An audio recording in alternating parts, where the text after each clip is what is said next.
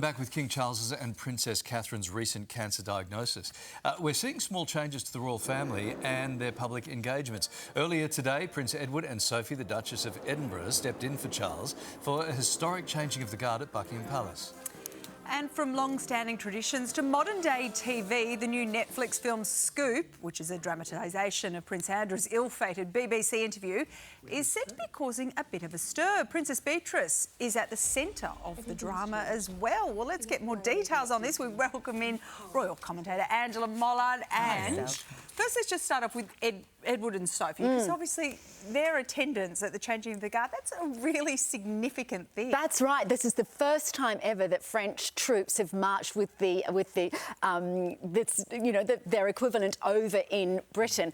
And this Entente Cordiale, is the agreement is known, is about French and Anglo relations. It's really, really important. And ordinarily, you would probably have seen the King and Queen there officiating. It's a very important relationship. We know that the first official tour that Charles did when he became king was to go to France, because that relationship is really, really important to them. But yeah, it just shows you this slimmed down monarchy, how they're having to rely on members of the royal family that are much, much further down the line of succession. Now, Prince Harry returning to Britain in May. Any thoughts on a reunion at all? A quiet cup of tea? This is so interesting, anything? Isn't it? Like, how would you manage this? If you were Charles and you're the boss of the family, you've got William, who loathes his brother, you've got Harry, who's said all these terrible things with Meghan over the years, and now you've got William's wife has cancer.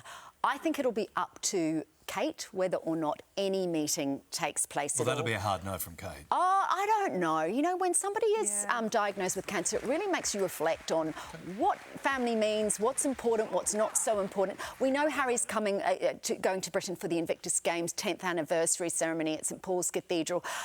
Who will be making the suggestion about getting in touch? I can imagine that they may do it, but nothing is said about it. Because you need to actually be able to trust Harry that he won't say anything. I imagine Charles will organise it with Kate's approval. It'll be very short, probably as short as the little meeting that we saw, and we may never know anything about it. Will Meghan go with him to UK? I think that's highly unlikely. She is widely loathed in the UK. And there's lots of commentary saying it will only happen, Harry will only meet with Meghan's approval. I don't think that's where the power lies. The power lies with William and Kate.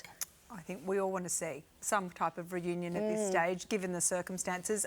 Speaking of the King, obviously, do we have an update on his condition? He's now travelling potentially down under to Australia, so can we assume that he's in fairly good condition? It's really interesting because you have to pre-plan. You have to have things in place, and you need it several months out. So yes, the plans are going ahead, but it's all sources within the palace are very sort of cautious about saying yes, it's 100% likely. Totally depends on his medical situation at that stage, and he's only still going through his treatment. But it will be, if it happens, it will be very slimmed down. There will not be that's the word we associate with the monarchy these days. Everything is slimmed down. There'll be fewer engagements. They'll have a shorter time. They've already ruled out that they won't be going to Fiji during that time. So if it's Australia, it'll be short and sweet.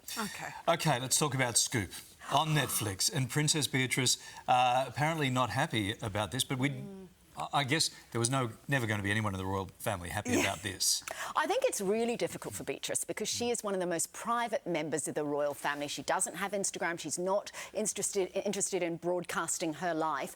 And what's happened here is, of course, within Scoop, it's shown her role in her father going ahead with that groundbreaking interview.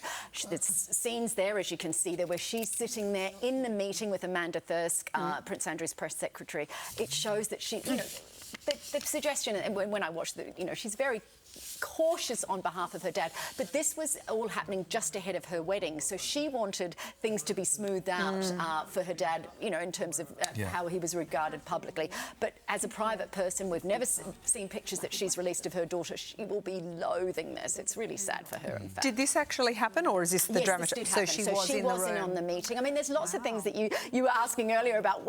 Does Prince Andrew really have 70 or 80 teddy bears on his bed? Yes, he really does. Do people really ride hobby horses in Finland? That's the big question today. Do people really call their mum mummy when they're like 60? So the teddy bears on the bed thing. Yeah, that's a thing. And that's Not just one, it's like a whole bed And they've all of got to be them. put back together. Absolutely, precisely. And we know this because a member of staff leaked that a few years ago. What her job was to keep them all in line. Wow. Thank you, Angela. Good to see you. Thanks. We'll see you again soon.